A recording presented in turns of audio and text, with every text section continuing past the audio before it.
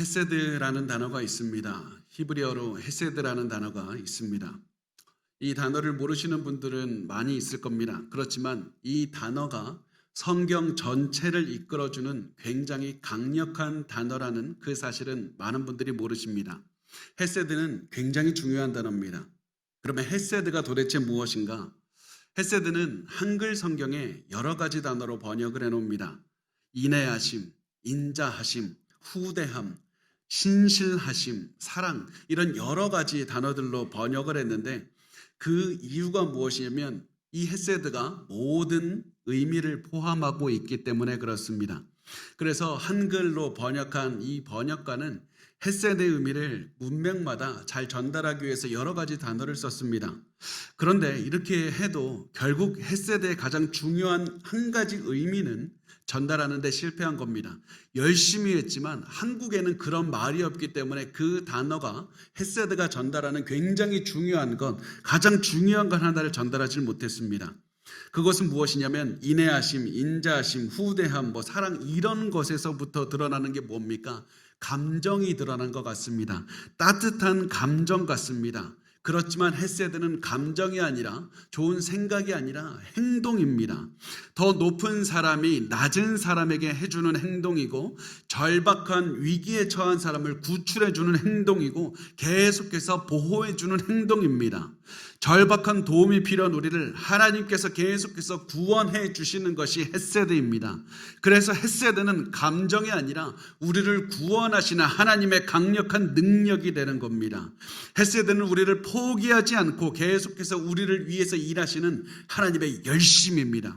하나님은 우리를 구원해 줄 필요가 없었습니다. 누가 우리를 구원하라고 압박을 넣은 것도 아닙니다. 그렇지만 하나님께서 기꺼이 우리를 위해서 일하시고 구원해 주시는 것이 헤세드입니다. 그래서 헤세드가 우리의 희망인 겁니다. 그래서 헤세드가 우리의 희망인 것이고 하나님께서는 계속해서 성경 전체를 통해서 헤세드를 기억하라, 헤세드를 기억하라, 헤세드가 너희에게 희망이 된다고 말씀을 하십니다. 하나님께서는 그 모든 것들을 말씀하시는데 거기에서 우리가 가장 먼저 헤세드의 기록을 볼 수 있는 곳은 하나님께서 스스로 누구신지를 드러낼 때 볼 수가 있습니다.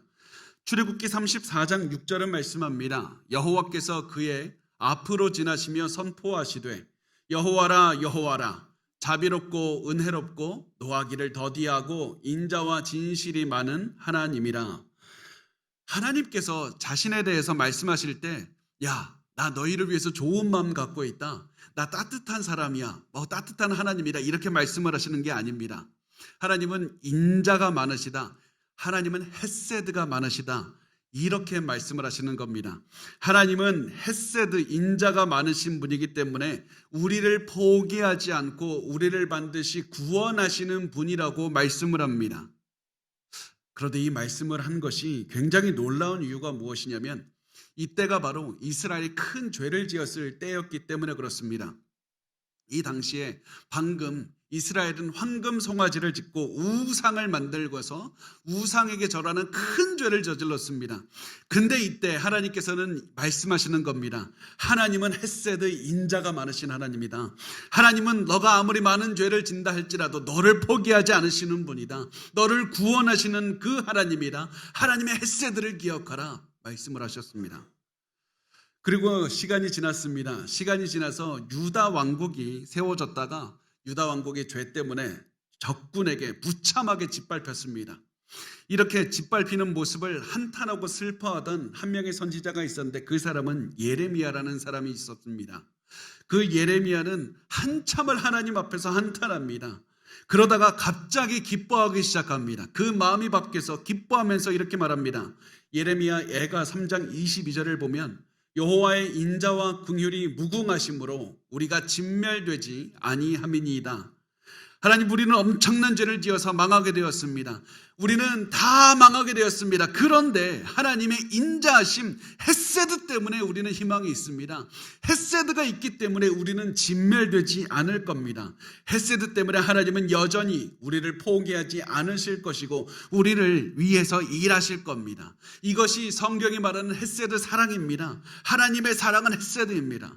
하나님의 사랑은 우리를 포기하지 않고 우리를 구원하기 위해서 일하시는 하나님의 능력입니다. 이 사실을 기억한 예레미야 선지자는 슬퍼하다가 갑자기 기뻐하면서 찬양을 드렸습니다. 폐허가 되어버린 그 땅에서 갑자기 기쁨의 찬양을 소리치는 겁니다. 그러면서 예레미야가 3장 23절과 24절은 말씀합니다. 이것들이 아침마다 새로우니 주의 성실하심이 크시고소이다. 내 심령에 이르기를 여호와는 나의 기업이시니 그러므로 내가 그를 바라리라 하더라. 하나님의 인자와 긍휼이 아침마다 새롭습니다. 하나님의 햇새들을 제가 아침마다 새롭게 체험합니다. 매일 아침이 하나님의 햇새들을 체험할 기회입니다. 하나님이 나를 계속해서 살리시고 나에게 새로운 기회를 주시고 나를 구해주시는 그 능력을 매일매일 체험합니다. 그러므로 나는 하나님을 바랍니다. 하나님을 기다립니다. 나는 하나님이 또다시 일하시기를 기다립니다. 이것이 나의 희망이 됩니다. 이렇게 소리쳤던 겁니다. 하나님의 백성에게는 하나님께서 주시는 헷세드가 희망이었습니다. 우리를 포기하지 않는 하나님의 인자하심 헷세드가 희망이었습니다. 그래서 다윗은 시편 23편에서 이렇게 외치는 겁니다. 23편 6절에 보면 내 평생의 선하심과 인자하심이 반드시 나를 따르리니 내가 여호와의 집에 영원히 살리로다. 하나님의 인자하심, 하나님의 헷세드가 나를 평생 따릅니다. 내가 죄를 짓고 잘못된 길을 간다 할지라도 헷세드는 나를 버리질 않습니다. 날 포기하지 않고 끝까지 따라와서 끝까지 추격해서 나를 구원하실 겁니다. 내가 저주를 받아야 마땅할 때에도 하나님의 헷세드는 나를 포기하지 않고 나를 올바른 길로 인도할 겁니다. 이렇게 헷세드는 구원받은 백성들을 이끌었던 힘이었고 소망이었고 능력이었습니다. 헷세드를 보고 감격한 이 시편 기자는 시편 136편에서 이렇게 외칩니다. 시편 136편 1절에서 4절까지만 읽으면 이렇게 말씀을 합니다. 여호와께 감사하라. 그는 선하시며 그 인자하심이 영원함이로다. 신들 중에 뛰어난 하나님께 감사하라. 그 인자하심이 영원함이로다. 주들 중에 뛰어난 주께 감사하라. 그 인자하심이 영원함이로다. 홀로 큰 기이한 일들을 행하시는 이에게 감사하라. 그 인자하심이 영원함이로다. 시편 136편은 1절부터 26절까지 모든 구절에서 하나님의 헷세드를 찬양하라. 헷세드를 기억하라 말을 합니다. 하나님께서 하늘과 해와 달과 별을 만든 이유도 무엇이냐? 헷세드 때문이다. 애굽에서 너희를 구원하신 이유도 헷세드 때문이고 너희가 가난할 때, 노예가 되었을 때, 절망할 때 너희를 인도하신 이유도 다 헷세드 때문이다. 너희 눈에 보이는 모든 것이 다 하나님께서 너희를 구원하시는 헷세드 인자하심 때문에 다 만든 것이니까 너희는 주변을 살펴볼 때마다 하나님을 찬양하라. 너희를 구원하신다는 증거가 된다. 그러므로 너희는 어디에서 무엇을 하든지 하나님의 헷세드를 기억하고 하나님을 찬양하고 하나님께 감사하라고 외치고 있습니다. 이렇게 자기 백성을 포기하지 않는 하나님의 사랑 절대로 포기하지 않는 이 하나님의 사랑은 시간이 지나서 결국에서는 독생자 예수 그리스도를 보내는 행동으로 이어지는 겁니다.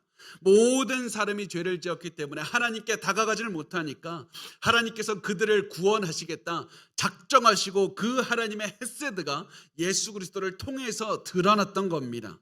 그래서 성경은 이렇게 말씀합니다. 요한복음 3장 16절에 보면 하나님이 세상을 이처럼 사랑하사 독생자를 주셨으니 이는 그를 믿는 자마다 멸망하지 않고 영생을 얻게 하려 하심이라. 우리를 포기하지 않는 하나님의 헷세드 사랑 때문에 하나님은 우리를 위해서 예수 그리스도를 보내셨고 예수 그리스도를 믿는 자마다 구원을 얻게 하신 겁니다. 구원을 얻기까지 포기하지 않는 하나님의 헷세드 사랑은 성경을 계속해서 이 성경을 이끌어가고 있습니다. 그리고 이 그리스도의 헷세드 사랑을 보고 감격한 바울이 이렇게 말을 합니다. 로마서 8장 38절과 39절은 말씀합니다. 내가 확신하노니 사망이나 생명이나 천사들이나 권세자들이나 현재일이나 장래일이나 능력이나 높음이나 기품이나 다른 어떤 피조물이라도 우리를 우리 주 그리스도 예수 안에 있는 하나님의 헷세드 사랑에서 끊을 수 없으리라. 하나님의 사랑에서 절대 끊을 수 없다. 헷세드의 하나님은 우리를 포기하지 않으신다. 어떠한 강력한 것이 영적인 것이 온다 할지라도 하나님께서는 우리를 포기하지 않으시고 우리를 구원하신다. 아무리 강력한 것이 온다 할지라도 하나님은 반드시 하나님의 구원을 이루어내신다. 왜 그러느냐? 하나님의 헤세드 때문에, 우리를 포기하지 않는 하나님의 인자하심 때문에 그런 겁니다.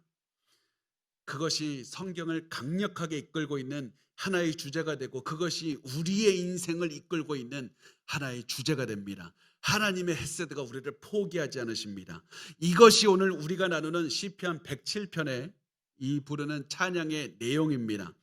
시편 107편은 하나님의 헤세드로 가득 차 있고, 그래서 헤세드를 찬양하면서 이 시편은 시작을 합니다. 시편 107편 1절은 이렇게 말씀합니다. 우리 같이 읽겠습니다. 시작. 여호와께 감사하라. 그는 선하시며 그 인자하심이 영원함이로다. 하나님의 인자심, 즉 헤세드는 영원하다. 헤세드가 시편 전체를 관통하는 주제입니다. 그리고 시편 107편을 이끌고 있는 주제입니다.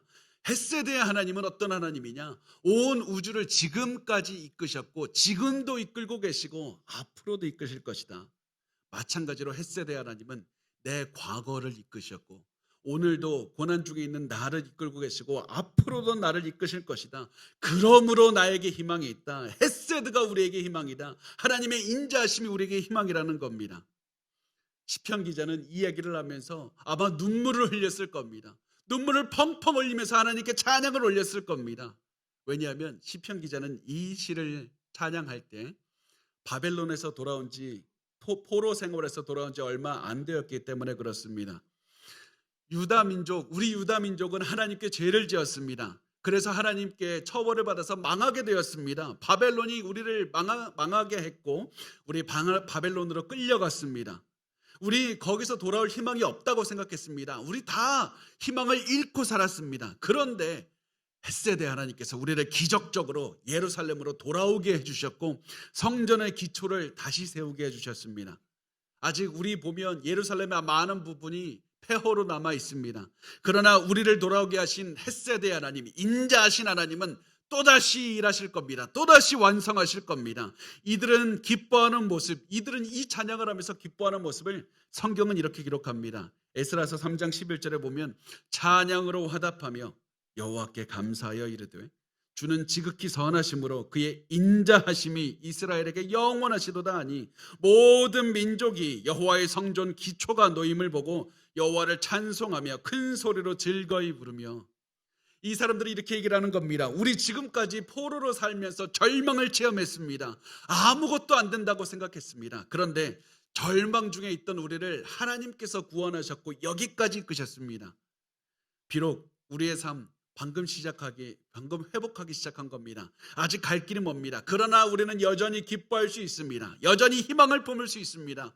왜냐하면 우리의 능력이 아니라 하나님의 헤세드, 하나님의 인자하심 때문에 우리가 희망을 품을 수 있습니다.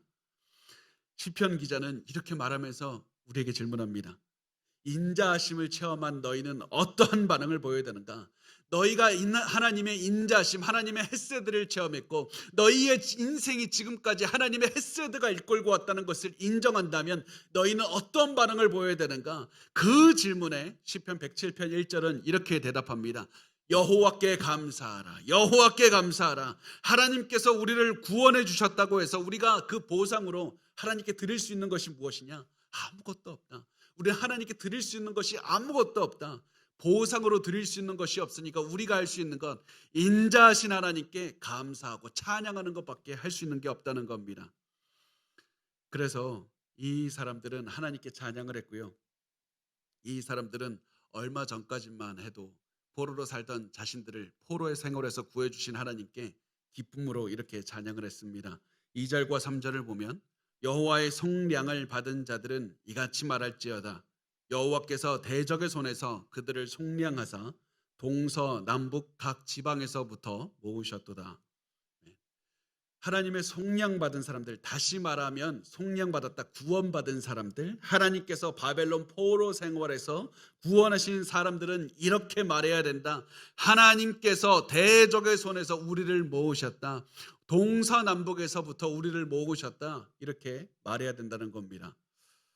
근데 여기서 한 가지 볼 것이 있습니다. 성경은, 우리 한글 성경은 동서남북이라고 번역했지만 제 생각에 이 번역은 좀 수정을 해야 됩니다. 이 데니스 터커 주니어라는 교수님은 동서남북을 동서와 남북으로 나누어서 해석을 해야 된다고 말씀을 합니다.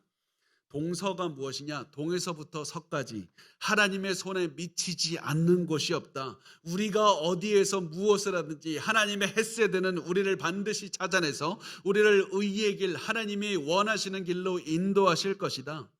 이것을 말씀을 합니다. 그렇다면 남북은 무엇인가?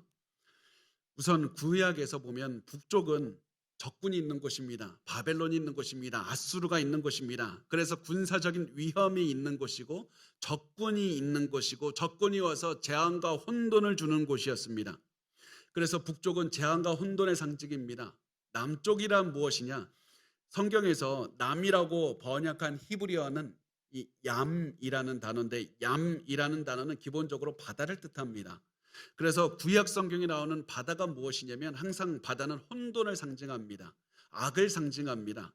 그래서 하나님께서 북과 남에서부터 포로들을 모으셨다. 이 말씀은 어떠한 위험이나 어떠한 혼돈이나 어떠한 두려움도 하나님을 막을 수가 없다는 겁니다. 헷세대의 하나님은 너희가 어디에 있든지 두려워하든지 곤란하든지 혼돈하는 그런 모든 상황에서부터 너희를 건지실 것이다. 헷세대의 하나님의 사랑을 기억하라.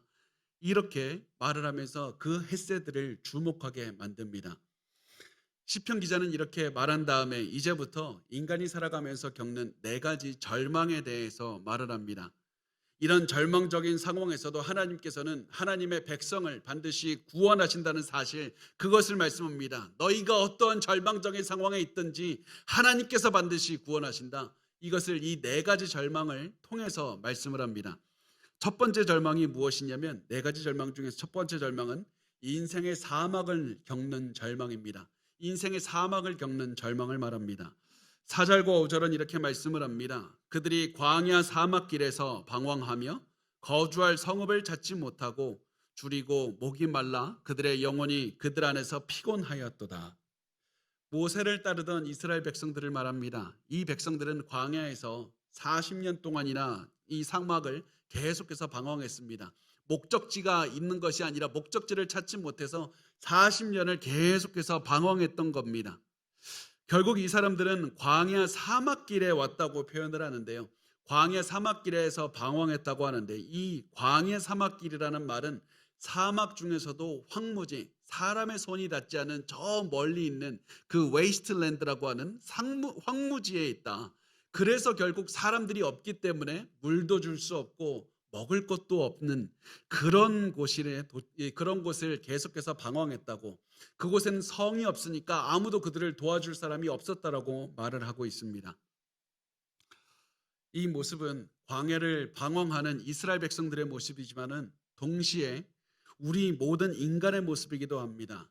방황하면서 안전한 곳, 피난처를 찾고 싶습니다. 내가 좀 그만 좀 쉬고 싶다고, 나 좀 그만 좀 쉬고 싶다고, 내가 너무 목이 마릅니다. 외치고 있지만 가야 할 곳을 알지 못해서 매일매일 답답해하며 살아갑니다. 이 사람에게 아니면 저 사람에게 가면 나에게 좀 휴식을 줄까? 내가 이 일을 하거나 저 일을 하면 휴식을 줄까? 여러 가지 계속해서 찾아내도 계속해서 우리는 갈증을 느끼고 방황하면서 살아가는 것이 우리의 모습입니다. 그래서 우리가 말합니다. 하나님, 나 살고 싶은데 살기 위해서 돌아다녀 봤지만 구원을 찾을 수가 없습니다. 내가 아무리 도와달라고 소리쳐봐도 아무도 내 목소리를 듣지 않습니다. 그래서 사람은 아무도 없는 광야 한가운데에서 절망 가운데 소리치고 있는 겁니다. 제발 나 좀 살려달라고, 제발 살려달라고 하는데 아무도 도와줄 수가 없어서 그곳에서 죽어가고 있는 것이 사람의 모습입니다. 이렇게 사람이 절망하면서 괴로워하고 있을 때 갑자기 이 사람은 살 수 있는 한 가지 방법이 떠오릅니다. 내가 살 수 있는 방법이 있었다. 그것이 무엇이냐? 하나님께 부르짖는 것이었습니다. 사람이 다 실패했을 때 하나님께 부르짖어야 된다. 나를 도와주실 분은 하나님밖에 없다는 이 사실을 깨닫고 살기 위해서 절박한 마음으로 하나님께 부르짖기 시작합니다. 6절부터 9절은 이렇게 말씀합니다. 이에 그들이 근심 중에 여호와께 부르짖음에 그들의 고통에서 건지시고 또 바른 길로 인도하사 거주할 성읍에 이르게 하셨도다.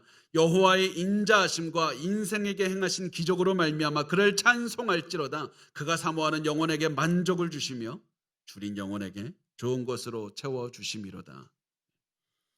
절망적인 상황에서 나를 도와줄 분은 하나님밖에 없다고, 나 살고 싶다고, 하나님 살려달라고 하나님께 부르짖었더니 하나님께서 내 기도를 들으시고 응답하셨고 나를 구원해 주셨다.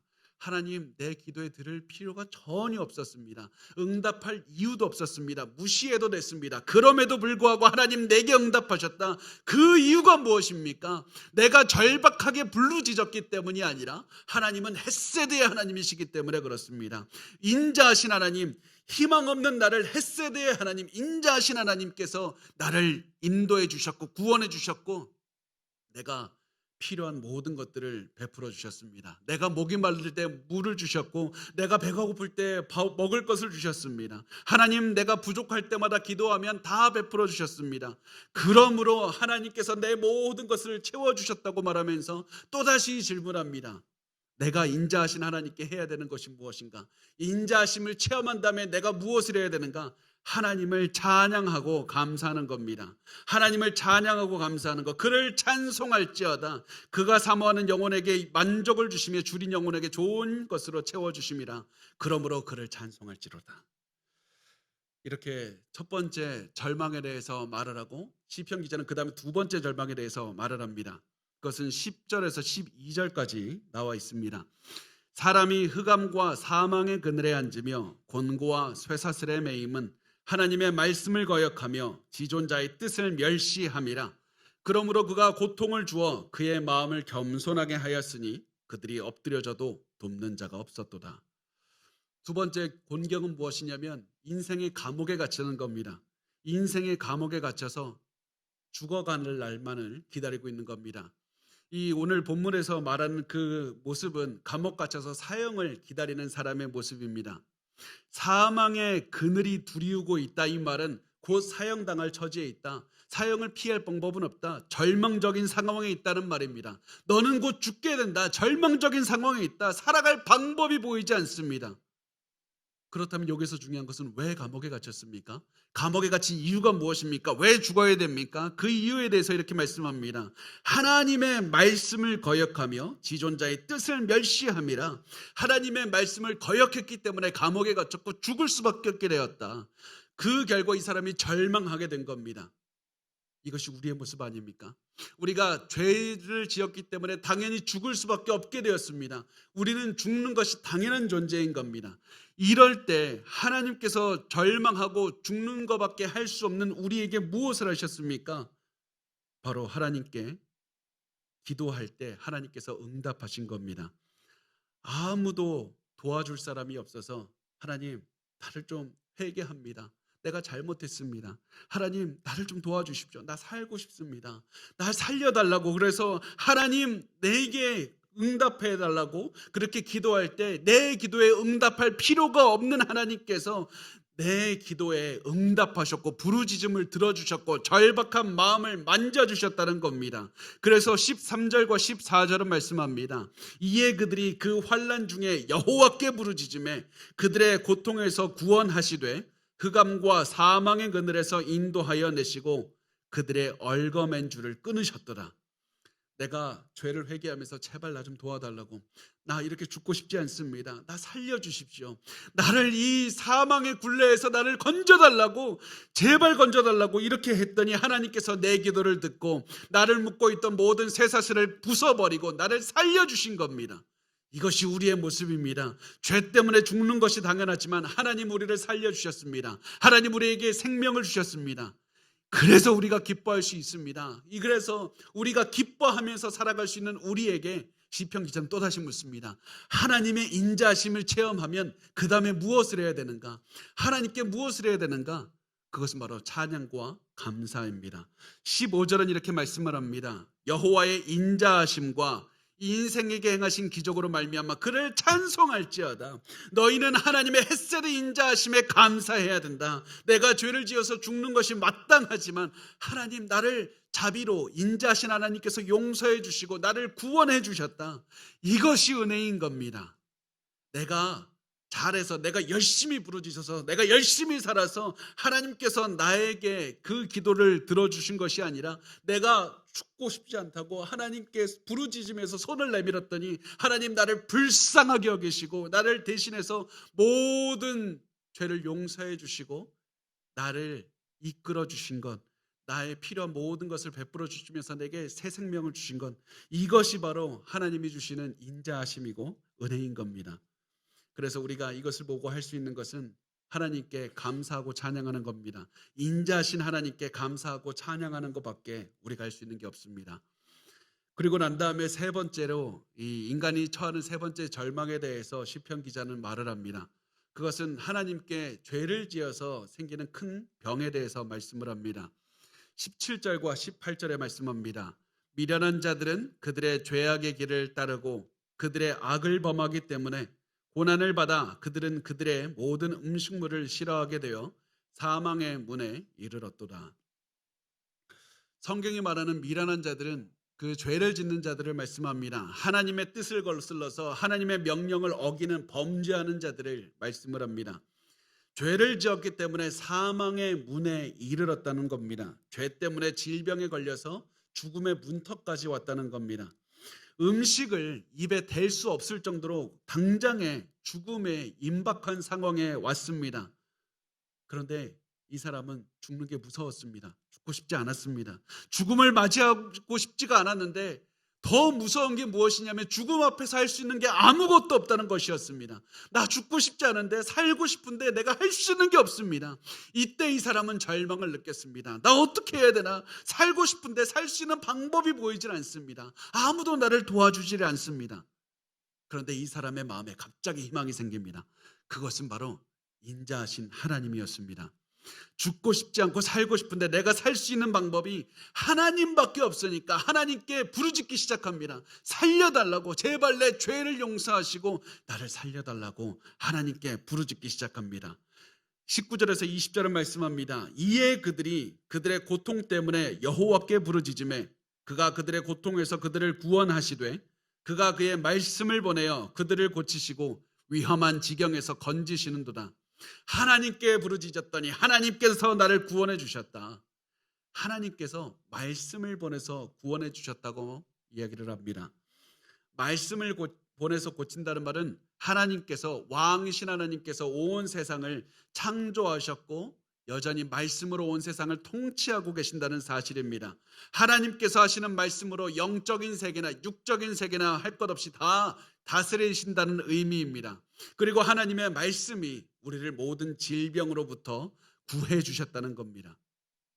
이렇게 해서 절망적인 상황에서 하나님이 우리를 구해 주셨습니다. 이런 하나님의 인자하심, 헤세드를 체험한 사람이 해야 되는 것은 무엇인가? 또다시 질문합니다. 그것이 무엇입니까? 찬양과 감사입니다. 찬양과 감사가 우리가 보여야 되는 당연한 반응인 겁니다. 그래서 시편 기자는 이렇게 말합니다. 21절과 22절을 보면 여호와의 인자하심과 인생에게 행하신 기적으로 말미암아 그를 찬송할지어다. 감사제를 드리며 노래하여 그가 행하신 일을 선포할지어다. 하나님의 말씀을 보내서 백성들을 구원하시고 질병을 고쳐주시고 우리를 이끌어주신다. 그러므로 우리가 해야 되는 것이 무엇이냐? 하나님께 감사와 찬양을 드리는 것이다. 하나님의 인자하심을 찬양하라. 헤세드를 찬양하라. 이렇게 말한 다음에 시편 기자는 인생의 마지막 절망에 대해서 말을 합니다. 그것은 우리의 인생의 배가 폭풍을 맞이할 때 체험하게 되는 절망입니다. 그것을 23절부터 27절까지 말씀을 합니다. 우리 같이 읽어보겠습니다. 시작. 배들을 바다에 띄우며 큰 물에서 일을 하는 자는 여호와께서 행하신 일들과 그의 기이한 일들을 깊은 바다에서 보나니 여호와께서 명령하신즉 광풍이 일어나 바다 물결을 일으키는도다. 그들이 하늘로 솟구쳤다가 깊은 곳에서 내려가나니 그 위험 때문에 그들의 영혼이 녹는도다. 그들이 이리저리 구르며 취한 자같이 비틀거리니 그들의 모든 지각이 혼돈 속에 빠지는도다. 아멘. 배를 타고 항해하던 사람들이 큰 폭풍을 만났습니다. 큰 태풍을 만났습니다. 큰 폭풍이 만나니까 바다에 큰 파도가 치기 시작합니다. 파도가 얼마나 높이 쳤냐면 하늘 높이 쳤다가 그 밑으로는 바다 깊은 곳까지 내려갈 정도로 엄청난 규모의 파도가 쳤다는 겁니다. 이렇게 큰 파도가 쳤기 때문에 배가 당연히 엄청나게 흔들리기 시작합니다. 그리고 사람들은 그 안에서 혼돈에 빠졌습니다. 어떻게 해야 되는지를 알지 못했습니다. 그래서 성경은 이 사람들이 모든 지각이 혼돈 속에 빠졌다. 그들의 모든 지각이 혼돈 속에 빠졌다라고 말씀을 합니다. 모든 지각이 혼돈 속에 빠졌다는 것은 내가 할 수 있는 것이 아무것도 없다는 겁니다. 아무리 생각해봐도 이 상황을 해결할 수 있는 방법이 없다. 내가 할 수 있는 것을 다 해봤는데 더 이상 할 방법이 없다. 어찌할 바를 몰랐다는 겁니다. 그래서 항해를 더 이상 할 수가 없었고 두려웠고 절망하게 되었다는 겁니다. 너무 무서웠다는 겁니다. 그런데 여기서 우리가 이야기를 더 진행시키기 전에 갑자기 왜 시편 기자는 바다 이야기를 하는지 우리가 한번 생각을 해봐야 됩니다. 지금까지 이스라엘 사람들은 이 사막에서 살았기 때문에 바다는 가까운 그런 지역이 아닙니다. 그런데 왜 갑자기 바다 이야기를 합니까? 그 이유는 이스라엘 사람들에게 있어서 바다는 무질서와 혼돈의 상징이기 때문에 그렇습니다. 사람들을 가장 두렵게 했던 것은 악한 존재, 이 상징인 바다였습니다. 사람들은 그래서 바다를 생각할 때 하나님을 대적하는 그런 무리로 생각을 했습니다. 그래서 이들은 내 인생이 마치 바다에서 큰 파도를 만난 것과 같은 두려움이 들었다고, 나 너무 무서웠다고, 내가 두려워하는 것을 만나서 나 절망했습니다. 나 아무것도 할 수 없었습니다. 나 무서워서 죽을 것만 같았습니다. 그런데 나 살고 싶었습니다. 나 살고 싶었습니다. 절망 가운데서 나 살고 싶었는데, 살고 싶다는 절박함이 가득했는데 나 할 수 있는 것이 없었습니다. 이런 상황에서 시편 기자는 갑자기 한 가지 사실을 기억합니다. 그게 뭐냐면 하나님이 통치하신다는 사실이었습니다. 아무리 내가 폭풍 가운데 있어도 하나님은 폭풍조차 다스리시는 분이다. 이 한 가지 사실을 깨닫게 되는 겁니다. 그 말씀이 이 부분에 드러납니다. 시편 107편 25절을 보면 여호와의 명령하신즉 광풍이 일어나 바다 물결을 일으킨다.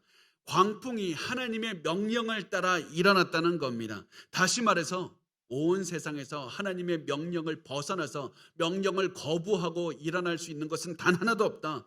하나님의 뜻을 거슬러서 일어나는 것은 단 하나도 없다. 하나님이 온 세상을 통치하시고 아무리 나를 힘들게 하는 것이라 할지라도 폭풍과 파도까지도 하나님이 허락하지 않으면 일어날 수 없다. 이 사실을 깨달은 시편 기자는 살기 위해 하나님을 붙잡기 시작합니다. 절망 가운데 있던 시편 기자는 하나님, 나 살고 싶습니다. 살기 위해서 하나님의 인자하심 헤세드를 붙잡습니다. 하나님, 내가 하나님의 헤세드를 붙잡으니 나 살려주십시오. 이 말을 듣고 하나님은 기도를 들어줄 이유가 없었습니다. 그렇지만 하나님께서는 헤세드의 하나님, 인자하신 하나님은 반드시 내 기도를 응답해 주실 것이고 나를 구원해 주실 것이라는 이 확신이 있었습니다. 이 마음으로 하나님께 도와달라고 부르짖기 시작했습니다. 하나님 도와달라고 부르짖었을 때, 굳게 붙잡았을 때 하나님께서는 고난 중에 응답하셨습니다. 28절부터 30절은 말씀합니다. 이에 그들이 그들의 고통 때문에 여호와께 부르짖음에 그가 그들의 고통에서 그들을 인도하여 내시고 광풍을 고요하게 하사 물결도 잔잔하게 하시는도다. 그들의 평온함으로 말미암아 기뻐하는 중에 여호와께서 그들이 바라는 항구로 인도하시는도다. 하나님은 폭풍도 조용하게 하십니다. 갑자기 파도도 잔잔하게 하셨습니다. 갑자기 폭풍도 사라지고 파도도 사라지고 아주 고요하고 평화로운 상태가 왔습니다. 그리고 하나님께서는 모든 상황을 정리하시고 나를 피난처 안전한 항구로 인도를 해주셨습니다.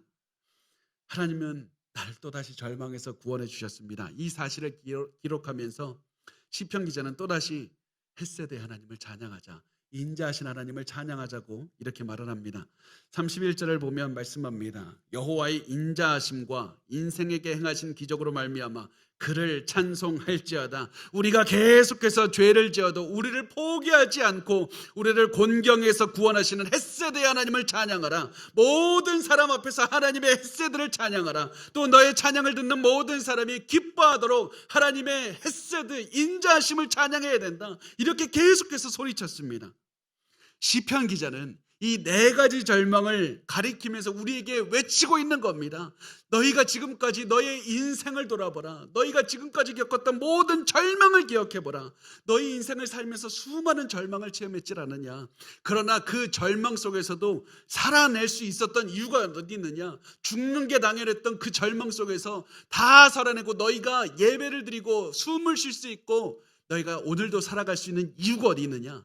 너의 노력이 아니라 하나님의 헤세드 때문이었다. 하나님의 인자하심이 너희를 살렸다. 그 사실을 기억하라는 겁니다. 그래서 앞으로 너희가 절망을 느낄 때에도 하나님의 인자하심, 헤세드만이 우리의 희망이라는 그 사실을 기억하라. 헤세드를 기억하라고 우리에게 소리치고 있습니다. 그리고 그 사실을 강조하기 위해서 시편 기자는 이렇게 말을 합니다. 33절에서 35절은 말씀합니다. 여호와께서는 강이 변하여 광야가 되게 하시며 샘이 변하여 마른 땅이 되게 하시며 그 주민의 악으로 말미암아 옥토가 변하여 염전이 되게 하시며 또 광야가 변하여 못이 되게 하시며 마른 땅이 변하여 샘물이 되게 하시고 하나님은 강을 사막으로 변하게도 하시고 옥토를 염전으로 바꾸기도 하신다. 사망이 변해서 물 웅덩이가 되게도 하신다. 자꾸 이런 얘기를 하는 이유는 우리 인생에 이런 일들이 계속해서 벌어진다는 겁니다. 물이 풍부한 곳이 갑자기 물이 말라버린 사막이 될 수도 있습니다. 광야가 변해서 샘물이 될 때도 있을 겁니다.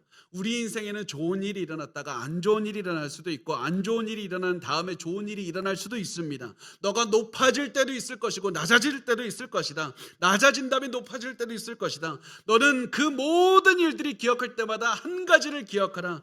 하나님은 모든 것을 통치하시는 분이다. 그 사실을 기억하라. 그러므로 우리 인생에 모든 것을 통치하시는 하나님께서 우리를 다스리시는데도 우리 인생에 갑자기 어려움이 찾아올 때 그때마다 무엇을 기억해야 되는가?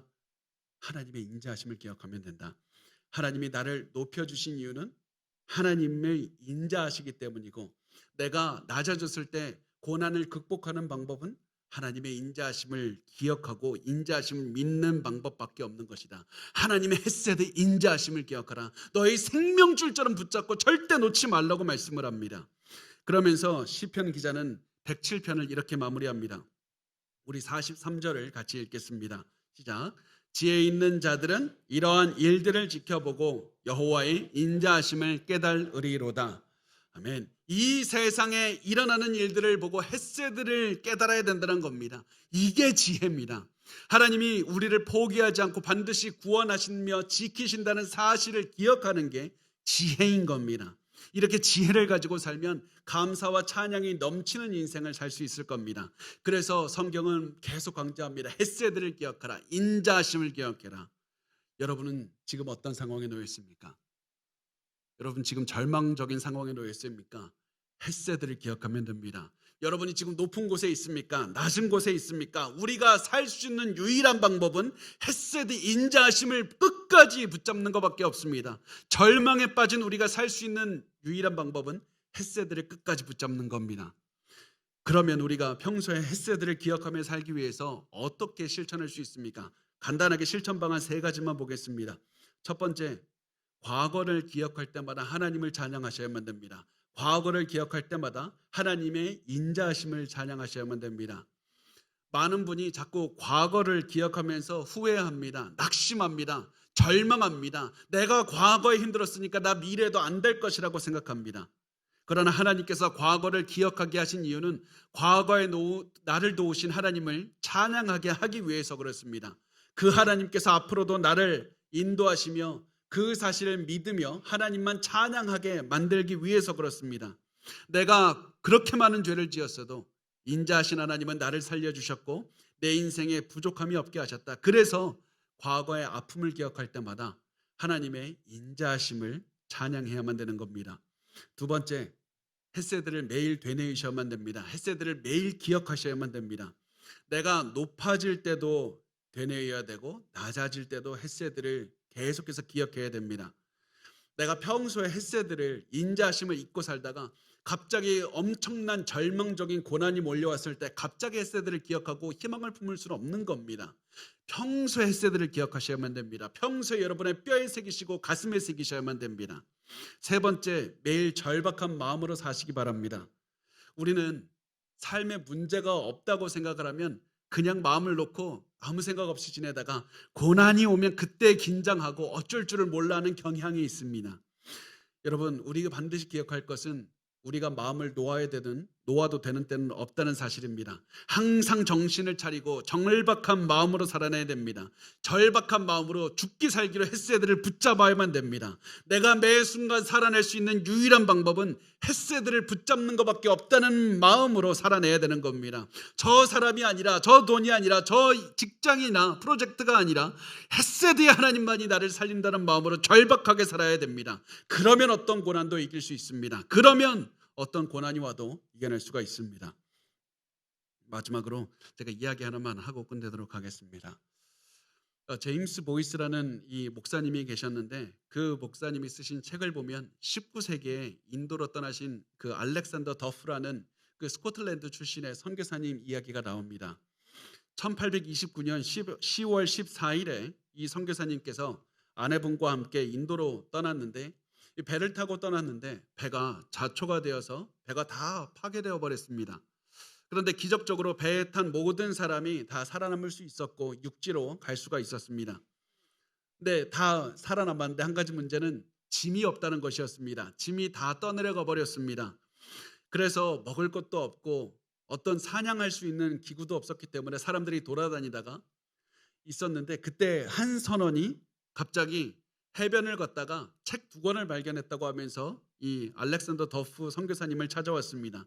그 2권 중 한 권이 성경책이었습니다. 대학을 세우기 위해서 인도에 대학을 세우겠다 이 마음으로 수백 권의 책을 가져갔는데 2권 남고 그 중에 하나가 성경책이었던 겁니다. 그래서 이 선교사님은 그것을 받고 사람들을 다 모은 다음에 시편 107편, 우리가 방금 읽었던 그 시편을 펴서 사람들에게 읽어준 다음에 이렇게 마무리를 했습니다. 지혜 있는 자들은 이러한 일들을 지켜보고 여호와의 인자하심을 깨달으리로다. 여러분, 선교사님은 이 말씀을 통해서 이렇게 설교하신 겁니다. 여러분, 우리가 지금 좌초된 것을 자세하게 보셔야만 됩니다. 우리가 지금 당하고 있는 고난을 하나하나 살펴보고 기억하시고 외워야 됩니다. 그리고 동시에 우리는 하나님의 인자하심 헷세드도 기억해야 됩니다. 하나님은 반드시 모든 고난 속에서도 우리를 구원하실 겁니다. 우리는 비록 배가 좌초되어서 모든 것을 잃었지만 하나님은 우리를 버리질 않으셨고 하나님의 헷세드는 여전히 우리가 함께하고 있습니다. 하나님은 우리를 포기하지 않으셨습니다. 헷세드의 하나님은 우리를 이 고난에서 구원하실 뿐만 아니라 우리가 하나님의 뜻을 이루며 살게 하실 겁니다. 헷세드를 기억하십시오. 인자하심을 기억하셔야만 됩니다. 그것이 제가 오늘 여러분에게 꼭 드리고 싶은 말씀입니다. 헷세드를 기억하셔야만 됩니다. 우리의 절망이 큽니까? 절망이 큰 만큼 하나님께서 주시는 인자하심이 더 크다는 것을 체험하게 될 겁니다.